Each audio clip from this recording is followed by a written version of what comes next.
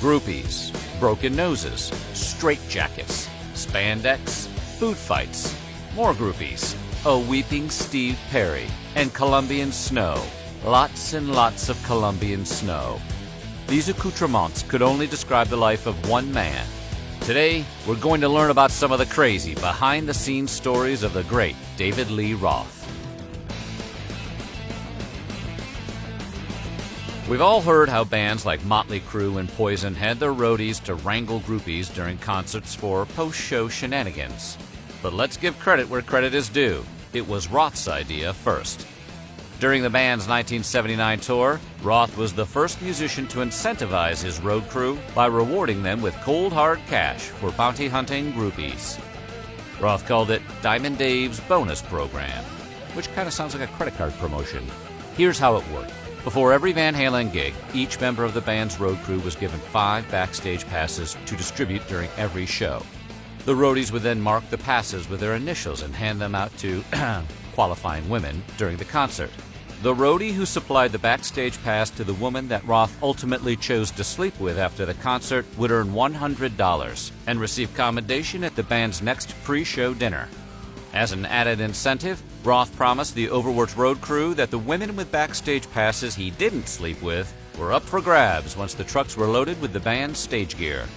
The program was so popular, it increased crew efficiency, cutting the time it took to tear down at the end of the night in half. All of that groupie action also inspired Roth to get his lawyers to insure his wang for a cool $1 million.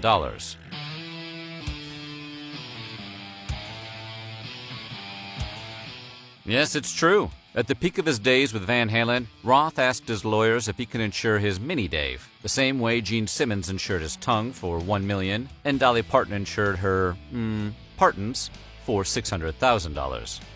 In an interview with Huffington Post in March 2013, Roth was asked whether it was true he insured his Little Elvis for $1 million with Lloyd's of London, a nickname he gave his member as a tribute to Elvis Presley. I don't know if Elvis would appreciate that. As it turns out, there's some truth to the rumor. Worried or inspired by a paternity suit that had been brought against Eddie Van Halen, which was later dismissed, David Lee Roth allegedly got the idea to take out an insurance policy so the same thing couldn't happen to him. Unfortunately for Dave, no company would provide coverage.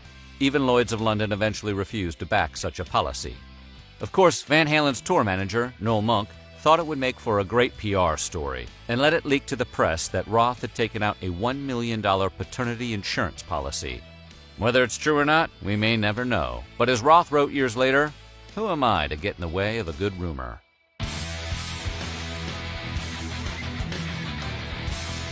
Not all of David Lee's wild behind-the-scenes hijinks had to do with women and his little Elvis. Sometimes it involved food fights that made grown men cry. When they were touring as the opening band for Journey in 1978, Van Halen had more than a lot of downtime to get into trouble after their set. Assuming that hot and cold running groupies got boring after a while, the boys of Van Halen had a good old-fashioned food fight.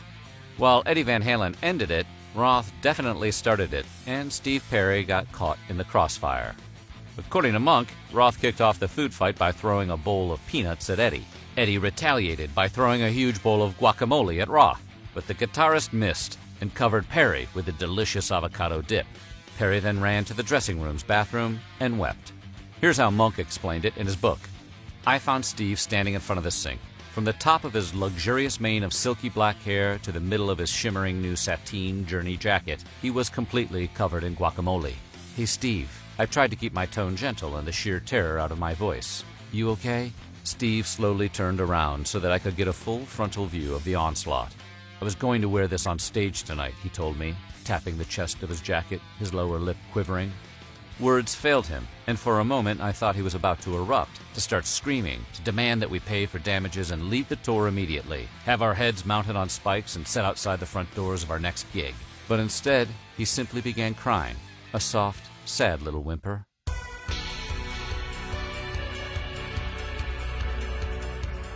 Van Halen was already an established powerhouse when MTV launched in 1981, so it made sense that the new network cozy up with the band. Professionally, the band and MTV got on like chocolate and peanut butter. Some of those early Van Halen videos would be played on the hour every hour, so it makes sense that they'd become tight recreationally as well. And if anyone was close with Van Halen, it was Mark Goodman, one of MTV's founding VJs. He became one of Roth's closest friends at the time and got into a lot of trouble with the singer. As explained by Goodman in the 2013 book, VJ, The Unplugged Adventures of MTV's First Wave, Diamond Dave developed a highly organized system for finding post-gig tail. When Dave was touring, both with Van Halen and solo, he had the barriers in front of the stage painted different colors on the side that faced him, red, blue, and green, to denote the different areas of the audience. He'd look for hot girls in the crowd, and between songs go to his assistant Eddie on the side of the stage and say, "Green right, 14 rows back, 3 seats in." The assistant would go out into the audience and stick a pass on her breasts. So after the show, there'd be 25 girls in the dressing room who all thought they'd been singled out to be with Dave that night. In fact, a number of them would be. The others would end up with other band members, or if necessary, the crew. It's unclear whether this system tied into Diamond Dave's bonus program.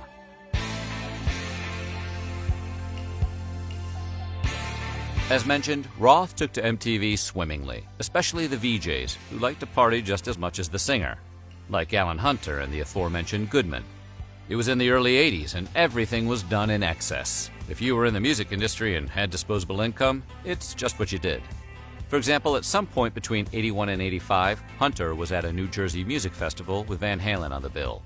Early in the day, during the concert, Hunter went looking for Goodman, who was there as well. Going from door to door among the backstage dressing room trailers reserved for performers, Hunter walked in on Goodman doing lines with Roth. Here's what Hunter remembers. "I knocked on a door, opened it up, and Mark was in there with David Lee Roth. Hey, come on in, close the door. I walked in and they were sitting at a little table. Dave had a big vial. They invited me to join them. Before we knew it, the trailer was packed. No one was sitting with us because they didn't know David. We did. It was like we were royalty.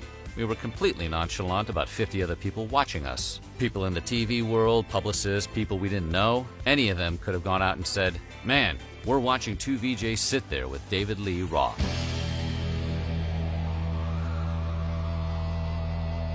Now, this is a legendary true story, and an event that kind of set the tone for the beginning of the end of Van Halen. The setting was at Roth's sprawling Pasadena home for the photo shoot of Women and Children First, the band's third album. Van Halen was one of the hottest rock bands in the world, and Roth thought that the hottest rock band in the world deserved to be photographed by the hottest photographer in the world. In 1979, that photographer was fashion icon Helmut Newton. Roth hunted down Newton in a Beverly Hills hotel and pitched the photographer for him to photograph Roth for the cover of Van Halen's new album. There was no mention of the rest of the band. Cut to Eddie and Alex Van Halen walking out onto Roth's lush backyard where the bare-chested singer was bound to a fence with chains. According to a Warner Brothers art director, the Van Halen boys were confused that the photo shoot had already started. When they were told this was a solo shoot and Roth would be the only one photographed, they were understandably irate.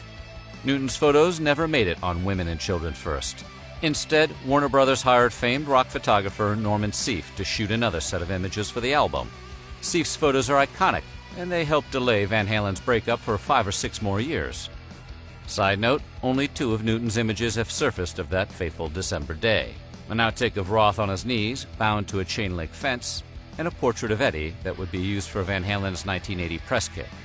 The expression on Eddie's face says everything about how he felt that day.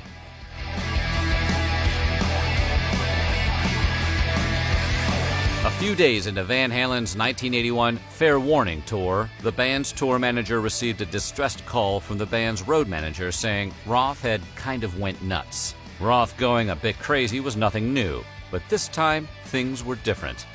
The band's tour manager Noel Monk said he wouldn't settle down, so he put him in a straitjacket. The fact that a lead singer of a notoriously famous rock band loses it on the road isn't news. It happens a lot. But for a road crew to actually have a fitted straitjacket on hand shows just how crazy Diamond David Lee Roth was.